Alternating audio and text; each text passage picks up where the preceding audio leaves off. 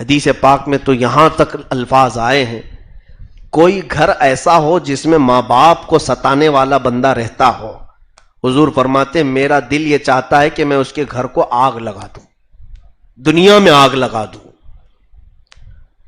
ایسا سخت ترین حکم میرے آقا نے بیان فرمایا۔ آج بچوں کا جو ماحول ہم دیکھتے جا رہے ہیں، لاڑ و پیار میں پلے ہوئے بچے، یہ اپنی ماؤں اور اپنے والدین، اپنے باپوں کی احترام کو نہیں جانتے۔ اکثر اس میں ایسے ہیں کہ ایسے جملے کستے ہیں، گالیاں دیتے ہیں، پلٹ وار کرتے ہیں۔ 15ویں پارے میں تو رب تعالیٰ نے یہاں تک فرمایا وَلَا تَقُلْ لَهُمَا اُفٍّ، اف، اللہ فرماتا ان دونوں کو تم اف تک نہ کہو، ماں اور باپ کو اف بھی نہ کہو۔ وَلَا تَنْهَرْهُمَا، اور انہیں جھڑک کر بات نہ کرو، جھڑک کر بات نہ کرو۔ اتنے آداب۔ اچھا ایک آیت یہ میں یہ بھی بتا دوں، وَقَضَىٰ رَبُّكَ أَلَّا تَعْبُدُوا إِلَّا إِيَّاهُ وَبِالْوَالِدَيْنِ إِحْسَانًا۔ اللہ تعالیٰ اپنی عبادت کا ذکر فرمایا، اللہ نے، تمہارے رب نے یہ فیصلہ کیا ہے کہ تم سوائے رب کے کسی کی عبادت نہیں کرو۔ اللہ کی عبادت کا ذکر آیا، اس کے فوراً بعد اگر کوئی ذکر کرتا ہے قرآن میں، مولا فرماتا ہے وَبِالْوَالِدَيْنِ إِحْسَانًا، والدین کے ساتھ اچھا سلوک کرو۔ عبادت کے فوراً بعد والدین کا ذکر آیا ہے۔ ماں باپ کو کوڑا کرکٹ میں پھینکنے والے یہاں 5 وقتہ نمازی بن جائیں تو ان کی نمازیں، ان کے سجدے صرف مرغے کی ٹھوک ہے اور کچھ نہیں۔ ان کے والدین ان کے لیے ترس رہے ہوتے ہیں۔ آج دیکھیں، آج دنیا نے پورا والدین کو بوجھ سمجھنے کا ایک فیشن بنایا ہوا ہے۔ بچہ شادی کرنے کے بعد ہمیشہ یہ سوچنے لگتا ہے کہ میرے والدین میرے لیے بوجھ ہیں، بوڑھے ہیں۔ حضرت سفیان ثوری رضی اللہ تعالیٰ عنہ کی ایک بات پڑھنے کے بعد میں بہت آبدیدہ ہو گیا تھا۔ انہوں نے فرمایا کہ کسی گھر میں اگر ایسی حالت ہو جائے کہ اس کے والدین، کسی کے بھی، آپ سب کے لیے بھی، میرے لیے بھی، کسی کے بھی والدین اپنے بچے کو ڈانٹنا اور نصیحت کرنا چھوڑ دیں اس ڈر سے کہ یہ ناراض ہو جائے گا، سمجھ لو اس دن سے اس کے رزق کا دروازہ بند ہو گیا، اس کے رزق کا دروازہ بند ہو گیا۔ ہم نے ہزاروں ماں باپ کو ایسے دیکھا ہے، وہ بچے سے ڈر رہے ہیں، کچھ بولوں گی تو الٹ پلٹ کر کے کچھ چلائے گا مجھ کو، ارے میرا بیٹا بہت چلاتا ہے، نہیں بولوں گا۔ کتنے ماں باپ ایسے ہیں؟ اور تم بڑے شوق سے شادی رچائے ہو، کیا تمہارے بچے نہیں ہونے والے ہیں؟ تمہارے بھی بچے ہوں گے۔ یہ سلسلہ وار گناہ ہوگا، یہ کنٹینیو چلے گا۔ تم نے اپنے والدین کے ساتھ جو کیا اس سے زیادہ وہ تمہارے بچے تمہارے ساتھ کریں گے۔ ایسے تمام حرکتیں اسلامی نہیں ہیں میرے عزیزوں۔ آج دیکھیں قرآن، اللہ رب العزت نے قرآن میں یوں فرمایا وَوَصَّيْنَا الْإِنسَانَ بِوَالِدَيْهِ حُسْنًا، ہم نے انسان کو یہ حکم دیا ہے کہ والدین کے ساتھ اچھا سلوک کرے۔ حَمَلَتْهُ أُمُّهُ وَوَضَعَتْهُ كُرْهًا، اس کی ماں نے اسے بڑے بوجھ سے اٹھایا اور اس کو جو جنم دیا وہ بھی بڑی تکلیف سے دیا۔ اللہ رب العزت نے ولادت کا ذکر یہاں یوں فرمایا ہے کہ بچے کی جو ولادت ہوتی ہے اس کو قرآن میں اللہ فرما رہا ہے کہ بڑی تکلیف سے تمہاری ماں نے تمہیں دنیا تک لایا۔ جب ایک عورت بچے کو جنم دیتی ہے تو اس کی تکلیف کا اندازہ صرف وہی کر سکتی ہے۔ حکماں نے لکھا ہے کہ موت کے وقت ہمارے جسم کی 40 بڑی ہڈیاں ایسی ہیں جس سے روح نکل جاتی ہے تو آدمی مرتا ہے۔ 40 بڑی ہڈیاں جس سے روح نکل جائے تو آدمی کی موت یقینی ہے۔ بچے کی ولادت کے وقت عورت کی 39 ہڈیوں سے روح جا چکی ہوتی، 39 ہڈیوں سے روح قریب نکل چکی ہوتی، ایک ہڈی میں اس کی روح باقی رہتی ہے اور پھر بچے کی ولادت کے بعد پھر پلٹ آتی ہے۔ یہ صرف بتانے کے لیے کہ وہ قریب قریب موت کے جا کر آتی ہے تمہیں جنم دینے کے لیے۔ اور بچہ پوچھتا ہے میرے لیے کیا کیا تم نے، میرے لیے کیا کیا تم نے۔ ایک جوان لڑکی چند سالوں پہلے عشق اور معشوقے، یہ جو سب ان تمام واہیات اور خرافات میں نکل کر چلی گئی. 2-4 دن کے بعد اس کو ڈھونڈ کر کے لائے, سیدھے وہ پولیس اسٹیشن میں 8 دن کے عاشق کے ساتھ کھڑی. ایک طرف ماں اور باپ رو رو کر کے بے حال ہیں.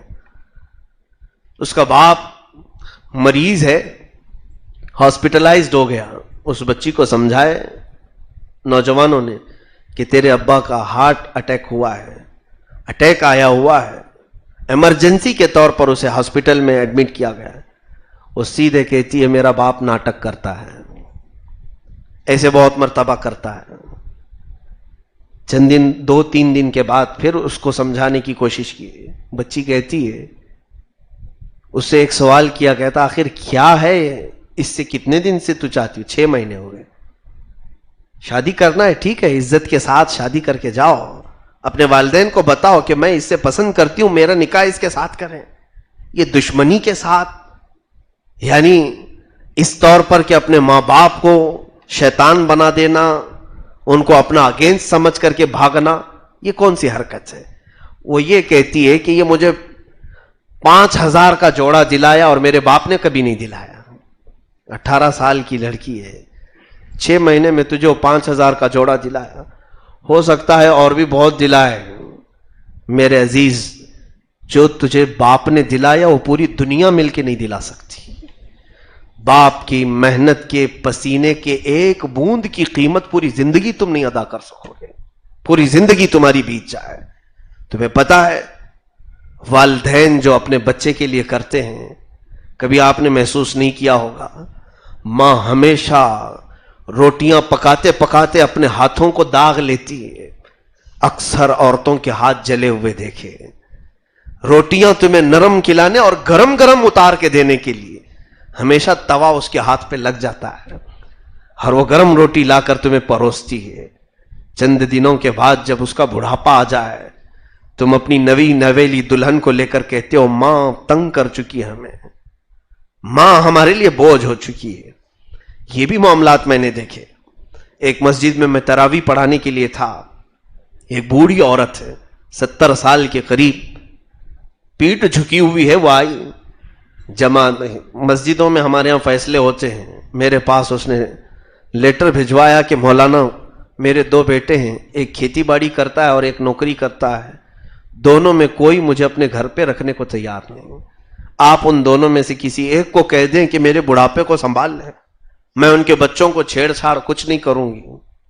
ماں کی یہ چیز دیکھ کر بہت رونا آیا تھا. اس کے بعد جب وہ دونوں ناہنجار قسم کے حیوانوں کو بلایا گیا, دونوں اپنا پلہ جھاڑنے لگے کہ اس کو کہو کہ یہ کھیت میں رہتا ہے اپنی ماں کو رکھے, میں تو نوکری پر رہتا ہوں, دیکھ نہیں پاؤں گا میں. وہ کہتا ہے میں اتنے سالوں سے دیکھ رہا ہوں, اب اس کو کہیں آپ. اللہ اکبر. ایک معاملہ یہ ہے, یہ دونوں جھگڑ رہے تھے, مسجد کے دروازے پر کھڑے ہو کر کے اپنے پلوں سے آنسو پوچھتے ہوئے اس خاتون کو میں نے ہاتھ اٹھائے ہوئے دیکھا. اے اللہ, اس سے اچھا تھا کہ کوئی اولاد ہی نہ ہوتی, سکون سے زندگی گزر جاتی, ایک آس لگ جاتی ہے بچوں سے کہ یہ ہمارے بڑھاپے کے سہارے بنیں گے. اس کے برعکس ایک واقعہ میں نے سنا تھا عرب کا. عرب میں ایک بوڑھی خاتون کے لیے کیس ہوا تھا, وہاں مقدمہ چلا تھا کورٹ میں.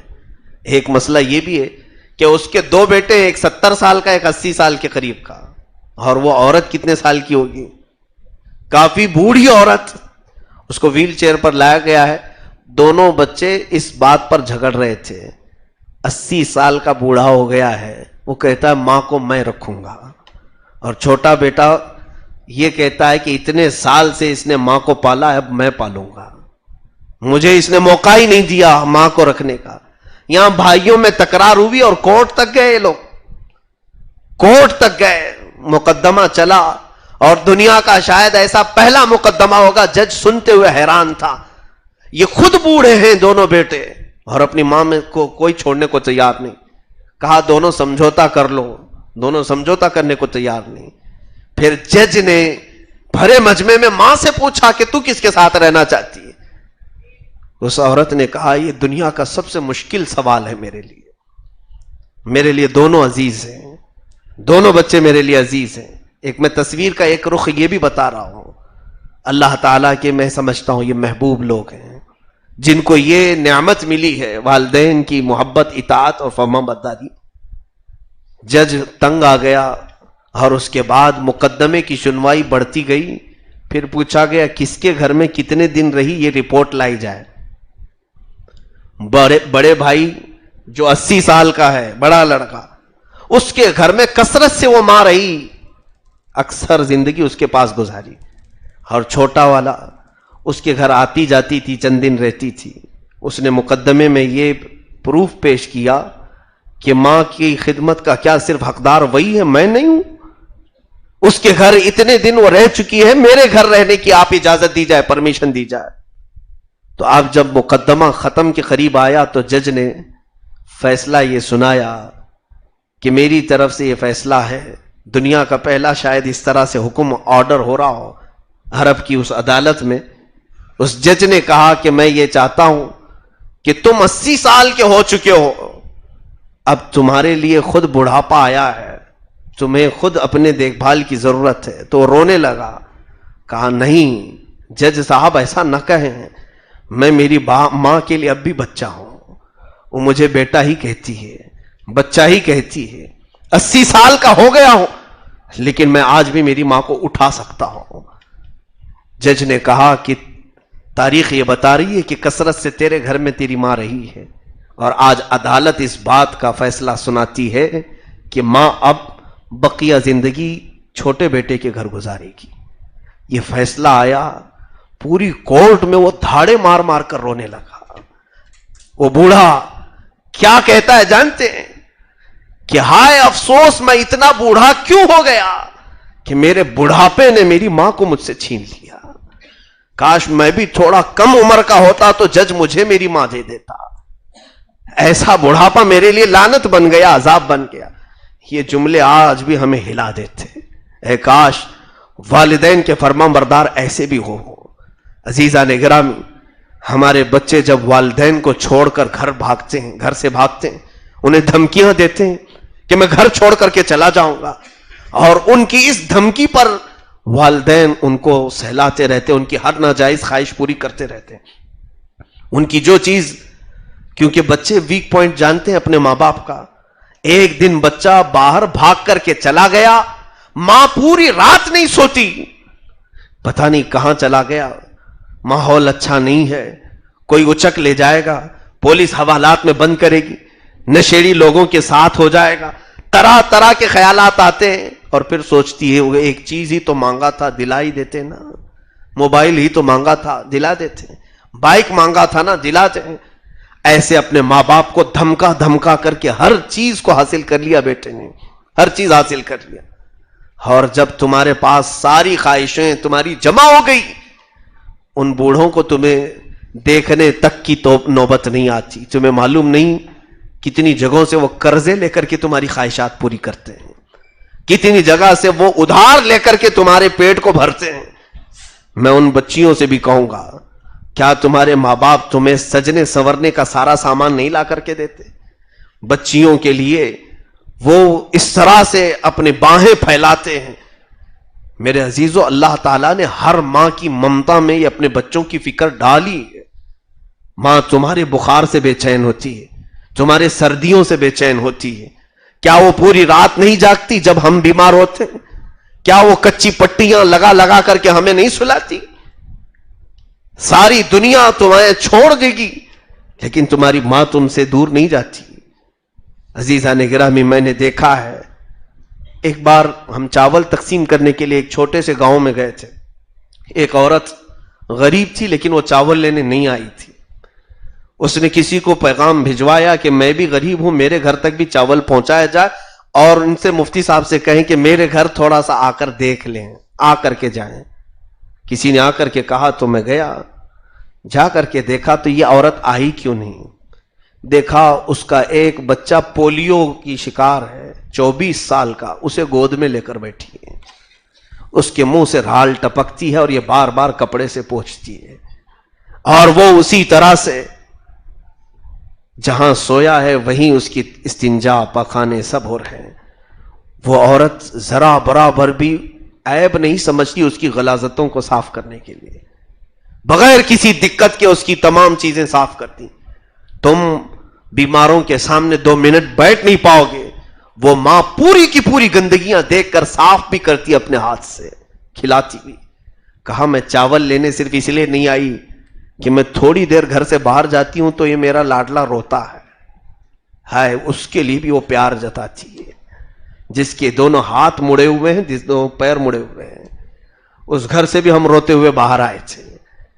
اے رب ذوالجلال، وہ بچوں کو واپس ان کی ماؤں کی آنچل میں جمع کر دے جو آج بگڑ چکے. میرے عزیزوں، اللہ کے نبی صلی اللہ تعالی علیہ وسلم کی بارگاہ میں ایک صحابی کی ایک خبر یہ لائی گئی کہ یا رسول اللہ، آپ کے پیچھے نماز پڑھتے تھے علقمہ، ان کی آخری سانسیں چل رہی ہیں، آپ کو یاد کیا جا رہا ہے. حضور پاک صلی اللہ علیہ وسلم حضرت علقمہ کے گھر گئے، دیکھا چارپائی پر سوئے، ہچکیاں آ رہی. نزا کا وقت ہے، سکرات کا. تم سب کا بھی وقت آئے گا یہ سکرات کا، یاد رکھنا. حضور پاک صلی اللہ علیہ وسلم قریب گئے، کہا علقمہ پڑھو لا الہ الا اللہ محمد رسول اللہ. ان کی زبان پر کلمہ طیبہ نہیں آ رہا تھا، نہیں پڑھ پائے، زبان ہچکچانے لگی. اللہ کے نبی غیب داں رسول ہیں، وہ جانتے ہیں. پوچھا گھر میں کون کون ہے؟ کہا بس ان کی بیوی ہے اور ایک بوڑھی ماں ہے. کہا ماں کو بلاؤ. ماں وہ بھی صحابیہ تھی. بلایا. حضور پاک صلی اللہ علیہ وسلم نے پوچھا علقمہ کے بارے میں کیا کہتی ہو؟ کہا یا رسول اللہ بہت اچھا میرا بیٹا ہے، آپ کے پیچھے نمازیں پڑھتا ہے، اس کے اخلاق بہت اچھے ہیں. وہ صحابیہ ہے.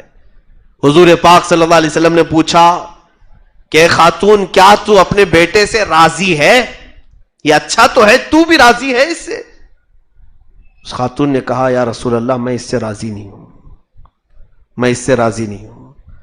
کیا وجہ ہے؟ وہ عورت پھوٹ کر کے رونے لگی. کہا میرا اکلوتا ہے میرے آقا، اکلوتا، بڑے نازوں سے اسے میں نے بڑا کیا تھا، بہت ناز و نعم سے پالا، لیکن جب اس کی شادی ہو گئی، اس کی بیوی آئی، تو اس کی بیوی کی بات کو میری بات پر بڑھاوا دیتا تھا، مجھے نگلیکٹ کر دیتا. یہ فیلنگ سمجھا کرو آپ، یہ احساس سمجھا کرو آپ. کبھی بھی آج شادی آپ کی ہو جائے، بیوی اور ماں کو دونوں کو ایک درجے میں نہ رکھنا. ظاہر سی بات ہے، میں یہاں یہ نہیں کہوں گا کہ بیویوں کو ختم کر دو، نہ، عورت ہوتی ہے. ان دونوں کو سمجھانے کا طریقہ یہی ہے کہ دونوں کو الگ ہی رکھو. ماں کی ساری چیزیں بڑی توجہ سے سنو، بڑی توجہ سے، جو وہ تمہاری بیوی کی شکایت کرے گی، ٹھیک ہے؟ بیوی جو بھی تمہیں کہے اسے توجہ سے سنو، لیکن فیصلہ لینا تمہارے ہاتھ میں ہوتا ہے. دونوں کو مینٹین کر کے چلو گے. اگر دونوں کو الگ الگ سنتے رہو گے، ایک ساتھ دونوں کو جمع کرو گے تو پھر یہ چیل کوے جیسی چیر پھاڑ ہو جائے گی، لڑائیاں ہوتی ہیں. پھر آپ مینٹین کر سکتے ہیں. وہ خاتون صحابیہ کہنے لگی کہ یہ میری بات پر اپنی بیوی کی بات کو ترجیح دیتا تھا. بس کہا یا رسول اللہ دل دکھتا ہے، میرا لال کوئی اور لے لیا، میرا شہزادہ کسی اور کی نظر ہو گیا. آج ایک بات اور بھی میں بتا دوں، ساس اور بہو کی لڑائی کیوں ہوتی ہے؟ اس کی وجہ جانتے ہیں آپ؟ فطرت ہے، یہ آدمی کی فطرت ہے. مثال کے طور پر یہ تصویر میری ہے، آج یہ ہاتھ میں ہے، میں بہت چاہتا ہوں اچانک میرے ہی سامنے کوئی دوسرا اسے استعمال کرنے لگ جائے تو انسانی فطرت کا تقاضا ہے، بار بار میں دیکھوں گا، ارے یہ تو میری ہی پاس رہتی تھی، دیکھو اب اس کے ہاتھ میں ہے، اس کے پاس ہے. ماں تم سے بے انتہا محبت کرتی ہے، وہی ڈھونڈ کر کے بہو لاتی ہے، شادی بھی وہی کرتی ہے، سب کرنے کے بعد، لیکن جب بیٹا اور بہو کو دیکھتی ہے تو اسے ایسا لگتا ہے کہ میری محبت اب آدھی ہو گئی، آدھا یہ استعمال کر رہی ہے. یہ انسانی فطرت کا تقاضا ہے، انسانی فطرت ہے. تو اس چیز کو آپ سمجھدار ہیں تو مینٹین کر سکتے ہیں. میں بات کر رہا ہوں اس صحابی کا اور اس صحابیہ کا. حضور پاک صلی اللہ علیہ وسلم نے فرمایا تو ٹھیک ہے جو ہوا، اب اسے چاہو تو تم معاف کر دو، معاف کر دو. اس صحابیہ نے کیا پوچھا سنیے توجہ سے. پوچھتی یا رسول اللہ صلی اللہ علیہ وسلم یہ آپ کا حکم ہے یا مشورہ ہے؟ یہ آپ کا حکم ہے یا مشورہ؟ حکم ہے تو پھر ٹال ہی نہیں سکتے نا، نبی کا حکم ہے. حضور نے فرمایا میرا حکم نہیں ہے، مشورہ دے رہا ہوں، چاہو تو معاف کرو نہیں تو چھوڑ دو. اس صحابیہ نے کہا دل نہیں چاہتا معاف کرنے کا، دل نہیں چاہتا. حضور پاک صلی اللہ علیہ وسلم نے ایک ہی بار فرمایا بس. صحابہ سے کہا لکڑیاں جمع کرو اور آگ لگاؤ. ان کے صحن میں لکڑیاں جمع کی گئیں اور آگ لگائی گئی. آگ بہت بھڑکی. ماں نے پوچھا کہ یا رسول اللہ صلی اللہ علیہ وسلم یہ کیا کیا جا رہا ہے؟ کہا تیرے بیٹے کی چارپائی اٹھائی جائے گی، آگ میں ڈال دیا جائے گا، جلا دیا جائے گا. کہا میرے سامنے آگ میں ڈالا جائے گا؟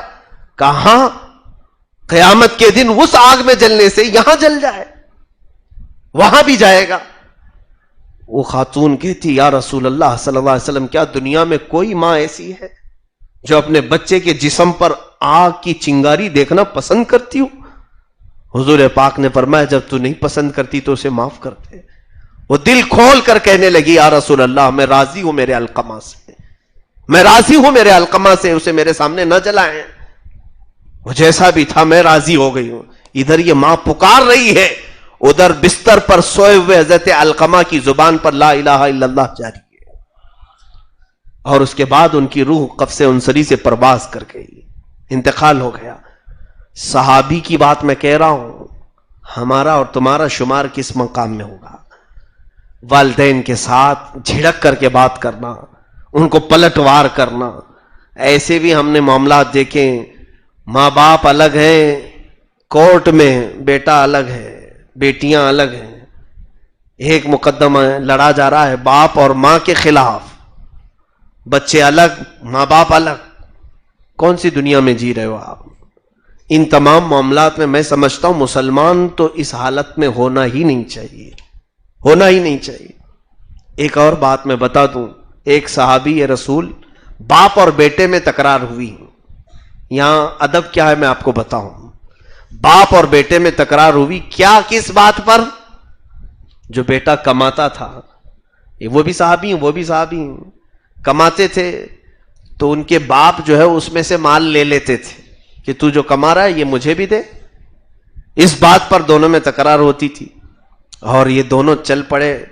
بیٹے نے کہا یہ فیصلہ میں رسول اللہ کے پاس لے کے جاؤں گا، آپ جو میرے ساتھ کر رہے ہو میں حضور کے پاس یہ فیصلہ کراؤں گا. تو باپ کو یہ احساس ہوا کہ آج بیٹا مجھے مقدمے میں لے کے جا رہا ہے، چلو ٹھیک حضور کے پاس فیصلے کے لیے.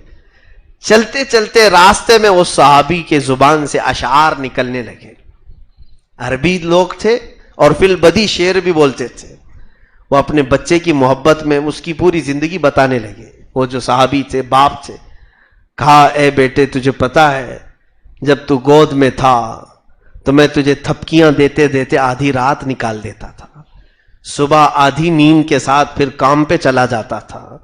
میں اپنی اونگ اپنی نیند سب تیری نیند پر وار دیا تھا، اور جب تو بیمار ہوتا تھا مجھے ایسا لگتا کہ میرا ٹکڑا بیمار ہے، میرا جسم بے چین ہوتا تھا. میں اپنے پھٹے جبے سے چھاؤں کر کے تجھے دھوپ سے بچاتا تھا. میں اگر کھانے پینے کی چیز میرے پاس آ جائے تو پہلے اس میں سے تجھے کھلاتا تھا، اور تجھ سے بچ جائے تو میں کھا لیتا تھا. یہ تمام چیزیں وہ عربی میں بولتے جا رہے تھے. ادھر رسول کریم صلی اللہ علیہ وسلم تک پہنچے باپ اور بیٹا. اللہ کے نبی صلی اللہ تعالی علیہ وسلم کے پاس جبرائیل امین آئے. عرض کیا آقا یہ باپ اور بیٹے کا فیصلہ بعد میں سنائیں، رب تبارک و تعالیٰ یہ چاہتا ہے کہ پہلے اس کے باپ نے جو اشعار کہے وہ سن لیں آپ، راستے میں جو بولتا آ رہا تھا باپ وہ سن لیں آپ. جبرائیل نے آ کر حضور سے عرض کیا. میرے آقا نے فرمایا اپنے صحابی سے کہ تم جب گھر سے چلے تھے میرے پاس آنے تک کیا کیا زبان پر بولے جا رہے تھے؟ کہا یا رسول اللہ میں پھر سے آپ کو سنا دوں. حضور کو اس چیز کی خبر کر دی گئی. وہ باپ سنانا شروع کرتے ہیں. میرے آقا صلی اللہ علیہ وسلم تو یتیم پیدا ہوئے تھے. اللہ کے نبی کونین کے آقا یتیم پیدا ہوئے تھے. جیسے ہی وہ باپ سنانے لگا کہ تو چھوٹا تھا میری گودی میں کھیلتا تھا، میں تجھے دھوپ سے چھاؤں کرتا تھا, تجھے ٹھنڈیوں سے بچاتا تھا. حضور پاک صلی اللہ علیہ وسلم کے رخسار پر اتنے آنسو گرنے لگے, بے تحاشا حضور پاک کی آنکھیں بہنے لگیں. ان کے اشعار مکمل ہونے نہ پائے تھے کہ اس بیٹے صحابی کو حضور نے فرمایا, انت و مالک لابیک, انت و مالک لابیک, انت و مالک لابیک. تو اور تیرا مال سب تیرے باپ کا ہے, تو اور تیرا مال سب تیرے باپ کا ہے, تو اور تیرا مال سب تیرے باپ کا ہے. باپ جب تک ہے بیٹے کا سب کچھ باپ کا ہے. حضور پاک صلی اللہ علیہ وسلم نے یہ فیصلہ کر کے انہیں بھیج دیا. کبھی باپ کو یہ نہ کہنا کہ میرے مال میں سے یہ مت نکالو, میرے مال میں سے یہ نہ نکالو, جو کچھ بھی ہے تو سب تیرے باپ کا ہے. آج یہ کھٹائیاں ہم دیکھ رہے ہیں, اور وہ لوگ ٹوپیاں پہن کر, جبے پہن کر, اور اپنا ظاہر بہت کچھ سوار کر کے آئے ہوئے ہیں, جن کے والدین بھیک مانگ رہے ہیں, جن کے والدین خیرات پر پل رہے ہیں. ایسے بہتوں کو ہم نے دیکھا ہے. کچھ تو ایسے ہیں جو اپنے والدین کو اولڈ ایج ہاؤس میں چھوڑ آنے کو پسند کر رہے ہیں. یہ بھی ایک بلا ہے.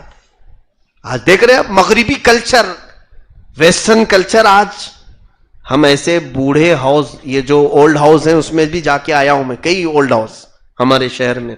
ہر میلاد کے وقت کچھ فروٹ وغیرہ لے کر کے ان کو دینے کے لیے جاتے تھے. عیسائیوں کے بنائے ہوئے یہ اولڈ ایج ہاؤس ہوتے کیا ہے, ماں باپ جب بوڑھے ہو جائیں تو گھر میں نہ رکھو. عرب میں بھی میں نے دیکھا ہے, مصر میں بھی کئی جگہوں پر اب ایک ایسا سینٹر بنایا جاتا ہے جہاں پر آپ اپنے ماں باپ کو لا کر چھوڑ کر کے جاؤ, گورنمنٹ سنبھالے گی. ان کے کھانے پینے کا سب گورنمنٹ سنبھالے گی, یا کوئی خیراتی کمیٹی جو ہوتی ہے, جو زکوٰۃ پر چلنے والی کمیٹی, وہ تمہارے ماں باپ کو سنبھالے گی. اکثر نوکری والے, نوکری پیشہ لوگ اپنے ماں باپ کو اولڈ ایج ہاؤس میں چھوڑا رہے ہیں.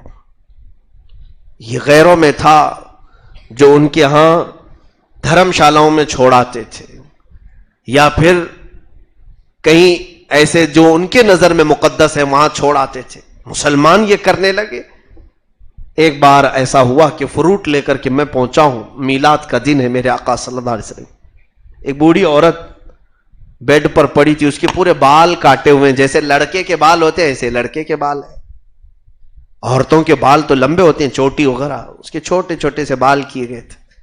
اور جیسے ہاسپٹل میں مریضوں کو کپڑے پہناتے ہیں, اود قسم کا ایک کپڑا پہنی تھی. کپڑا پہن کر کے وہ بیٹھی ہوئی. وہاں کوئی پتہ نہیں چلتا تھا کہ کون ہندو ہے, کون مسلم ہے, کون کرسچن ہے, کچھ نہیں.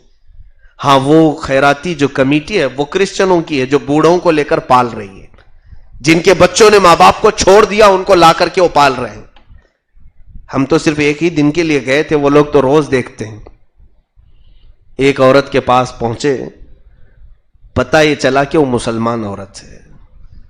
مسلمان عورت تھی اپنے بیڈ پر, اور وہ اٹھ کر کے آئی. ہمارا جو گیٹ اپ ہوتا ہے, لباس وغیرہ دیکھ کر کے مسلمان سے مانوس ہوتا ہے. وہ اٹھ کر کے آئی. مجھے وہ لمحے اب بھی یاد آتے ہیں. وہ بار بار جھک کر کے میرے پیروں کے پاس جاتی تھی اور کہتی تھی کہ مجھے یہ سیب اور یہ آم کی ضرورت نہیں, ایک بار تم جس طرح سے آئے ہو کاش میرا بیٹا بھی آ جاتا. کئی دن ہو گئے اس میں, ایک بار میرا بیٹا اسی طرح سے آ جائے. جلدی جلدی سے اس نے پتہ لکھوایا کہ میرا بیٹا یہاں رہتا ہے. حیرت کی بات ہے, والدین تمہارے لیے بوجھ ہو گئے. اولڈ ایج ہاؤس یہ ہے کون سی بلا؟ یہ مغربی کلچر تم کہاں اپنے ہاں لے آئے؟ عزیزان گرامی, تمہیں معلوم ہے میرے آقا نے فرمایا الجنت تحت اقدام الامہات, ماؤں کے قدموں کے نیچے رب نے جنت رکھی ہے. تمہاری دعائیں نہیں قبول ہوتی تو اپنی ماں کے قدم پکڑو اور مانگو رب سے. دیکھو پھر رب تبارک و تعالیٰ اپنی رحمت کے کتنے دروازے تم پر کھولتا ہے. وہ چاہے جیسی بھی ہو تمہارے لیے ماں ہے. تم ڈاکٹر بنے ہو, انجینئر بنے ہو, کچھ بھی بنے ہو, اگر تمہارا باپ کھیتی باڑی کرتا ہے, کسان ہے, تب بھی وہ تمہارے لیے جنت کا دروازہ وہی ہے, وہی ہے. تم یہ مت سمجھو کہ میرے اسٹیٹس کے برابر نہیں ہے. کچھ ایسے لوگوں کو سنا, دوست کالج کے گھر پر آئے تھے, باپ غریب آدمی تھا, بچے نے شرم کے مارے کہا کہ میرے گھر میں کام کرنے والا ہے. میرے گھر میں کام کرنے کے لیے آتا ہے کیونکہ میرا سٹیٹس خراب ہو جائے گا. دوست کہیں گے باپ ایسا ہے تیرا. فخر کرو میرے عزیزو, تمہارا باپ اگر لنگڑا لولا بھی ہو تو فخر سے کہو ہاں میرا باپ ہے. مجھے رب تبارک و تعالیٰ نے اسی کو اپنے سر پر رکھا ہے, میرا باپ ہے. آج میں ان بچوں سے کہوں گا جو آج چھوٹی چھوٹی بات پر ماں باپ کو چیخ رہے چلا رہے. ہمارے پاک سائٹ کی کئی شکایتیں ہیں, ماں اور باپ کے کئی ایسے فون آتے ہیں یا پھر شکایتیں کہ کسی بچے نے چپل اٹھائی اور اپنے ماں کے چہرے پر مارا, صرف اس بنیاد پر کہ ماں اسے انٹرنیٹ نہیں دلا رہی تھی, انٹرنیٹ کا پیک نہیں ڈلوا رہی تھی. بچے نے چپل اٹھا کر ماں کے چہرے پر مارا. لعنت ہوگی, تم یاد رکھو وہ دن تم نے جو جوتی اٹھائی اور تم نے اپنے اوپر بہت بڑے عذاب کو دعوت دی. اے بچے, جب ماں کا جنازہ چلا جاتا ہے پوری دنیا اندھیری ہو جاتی ہے. جب باپ اٹھ جاتا ہے تمہیں پتا نہیں, تمہارے باپ تو زندہ ہوں گے, ہمارے باپ ہمارے آنکھوں کے سامنے سے گئے. جس دن وہ گئے ہمیں پتا چلا کہ ہم تو آج دھوپ میں آ گئے. پہلے تو ایسا لگتا تھا ہمیشہ باپ کی چھت ہمارے سر کے اوپر ہے, چھوٹی سی بھی بات ہو پوچھ لیتے ہیں باپ سے, اور وہ اتنا مضبوط کہ ہر چیز میں ہمیں مشورے دیتا ہے باپ. اور آج تو ترس جاتے, ہم کو ڈانٹنے والا بھی کوئی نہیں, آج ہمیں چلانے والا بھی کوئی نہیں, آج ہمیں لیٹ سے آنے کے بعد پوچھنے والا بھی کوئی نہیں کہاں گئے تھے. تم ایسی آزادی چاہتے ہو, بعد میں ترس جاؤ گے ان ماں باپ کی باتیں سننے کے لیے. تم بعد میں طلب کرو گے کاش میری ماں قبر سے ایک بار اٹھے اور مجھے چلائے ایک بار, وہ ڈانٹے مجھے ایک بار اور مجھے پوچھے رات کہاں تھا. دنیا میں کوئی نہیں پوچھے گا تمہیں, کوئی نہیں پوچھے گا. تم رات بھر نشے میں گزارو, کسی کو کیا فکر ہے. لوگ طبلے بجائیں گے, اچھا ہے کہ بگڑ گیا, دیکھو گٹر میں چلا گیا. وہ ایک ہے جو ماں جو درد کے مارے تڑپتی ہے, جو بار بار تم سے پوچھتی ہے. تم کیا سمجھتے ہو تمہاری خوشیوں میں یہ آڑے بن جاتی ہے, رکاوٹ بنتی ہے؟ نہیں, تمہارا درد وہ رکھتی ہے اپنے اندر کہ تم پوری رات اس طرح سے کہاں چلے جاتے ہو. نیند کو ایسے ختم نہ کرو. میں سمجھتا ہوں کہ یہ ہماری فیلنگ ہمارے ماں باپ سے زیادہ کسی کے پاس نہیں ہوتی, کسی کے پاس نہیں ہوتی. چاہے وہ بیویاں ہوں, چاہے وہ اور بچیوں کے شوہر ہوں, چاہے باقی کی پوری دنیا دوست ہو. تمہارے بیماریوں میں بھی دیکھ لینا, اگر بستر پر پڑ جاؤ گے, اللہ نہ کرے کسی کو کوما کی شکایت ہو گئی, تو قریب سے قریب جگری دوست مہینہ 2 مہینہ سال تک تمہاری عیادت کر سکتا ہے, اس کے بعد نہیں. جب سب دنیا چھوڑ جاتی ہے نا, کوما والے ایسے لوگوں کو میں نے دیکھا ہے. ایک ہاسپٹل میں, ممبئی کے ہاسپٹل میں دیکھا, علاج کی غرض سے جانا آنا ہوتا تھا. تقریباً 9 سال سے ایک بندہ کوما میں ہے, اور اس کا جو فیملی بیک گراؤنڈ تھا, سٹیٹس تھا, بہت ہائی فائی آدمی تھا. ایک دن بھی کسی کو وہاں آتے ہوئے نہیں دیکھا, لیکن اس کے بستر کے کونے پر اس کی ماں کو بیٹھے ہوئے روزانہ دیکھتا تھا. وہ آنکھ تک نہیں ہلاتا, ہاتھ تک نہیں ہلاتا, کوما میں پڑا ہوا, ایسی کا ایسا پڑا ہے. اور 9 سال گزر گئے, وہ ماں صرف اس کی آنکھوں کے پھڑکنے کا انتظار کر رہی, وہ اس کی زبان کے ہلنے کا انتظار کرتی ہے. کس کے اندر یہ تمام چیزیں؟ اللہ رب العزت نے اس کے سینے میں جو ممتا رکھی ہے, اس کا تم اس طرح سے بے جا استعمال نہ کرو. آج جس کے والدین زندہ ہیں ان کے قدم چوم لو, ان کو منا لو. آج کی رات بہت بڑی رات, لیکن جس نے اپنے والدین کے ساتھ بدتمیزی کی وہ مانگے گا کس منہ سے مانگے گا؟ آج اس کے منہ پر الٹا مار دیا جائے گا, فرشتے لعنتوں کی پھٹکار واپس برسائیں گے. تو رب سے مانگنے آیا ہے آج شب برات میں, تیری ماں تو تیرے بارے میں وہاں اندر گھر میں کیا کیا کہہ رہی ہے. تو اپنے باپ کو روٹھا ہوا چھوڑ کر مسجد میں آیا ہے, تو اپنی ماں کو رلا کر کے مسجد میں آیا ہے. میں ان سب سے گزارش کروں گا, اپنے والدین کو محبت کے ساتھ پیار سے سمجھا لو. ارے یہ ہے بھی اتنے جذباتی, اتنے جذباتی, 1000 روٹ جاؤ تم ان سے, 1000 روٹ جاؤ, 10 سال کے بعد بھی ایک بار بھی اگر تم مسکرا کر کے قریب آ گئے, پھٹ جاتے ہیں, پھیل جاتے ہیں اور گلے لگ جاتے ہیں. ان کے اندر وہ چیز اللہ تعالیٰ نے غیر سے رکھی ہے.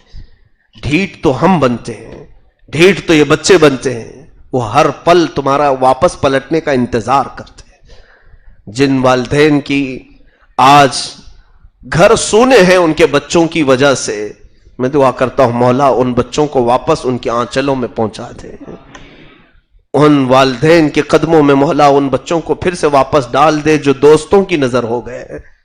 آج آؤ, یہی 4 چیزوں کی طرف مجھے میسج دینا تھا. آج مشرک کی آج کوئی دعا قبول نہیں, چغل خور کی کوئی دعا قبول نہیں, اسی طرح رشتوں کو ختم کرنے والے کی کوئی دعا قبول نہیں, اسی طرح سے والدین کا آنکھ نافرمان کی دعا آج قبول نہیں. اگر کوئی ہے تو سچے دل سے توبہ کرے پھر مانگے. اللہ آج مغفرت کے دروازے کھلے خود رکھا ہے. خود فرماتا ہے آسمان اول پر مولا نزول کرتا ہے, آسمان اول پر, اور فجر کی طلوع ہونے تک, فجر کے طلوع ہونے تک صدا خود رب تعالیٰ دیتا ہے. اے میرے بندوں میں سے کوئی ہے ایسا جو مجھ سے بخشش پوچھے, میں آج اسے بخش دوں گا. کوئی مجھ سے مغفرت پوچھے میں اسے بخش دوں گا. وہ خود رب تبارک و تعالیٰ خود تم سے اعلان فرما رہا ہے. تو یہاں پر تو آج ہمارے مانگنے کی رات ہے, لیکن یہ چیزیں ہم میں سے ہٹ جائیں. اللہ رب العزت کی بارگاہ میں دعا ہے مولا کہنے سننے سے زیادہ عمل کی توفیق عطا فرما. جن کے والدین با حیات ہیں مولا انہیں راضی کرنے کی توفیق عطا فرما. ہمارے والدین کے سائے دراز فرما. جن کے دنیا سے جا چکے والدین ان کی قبروں پر رحمتوں انوار کی بارشیں فرما.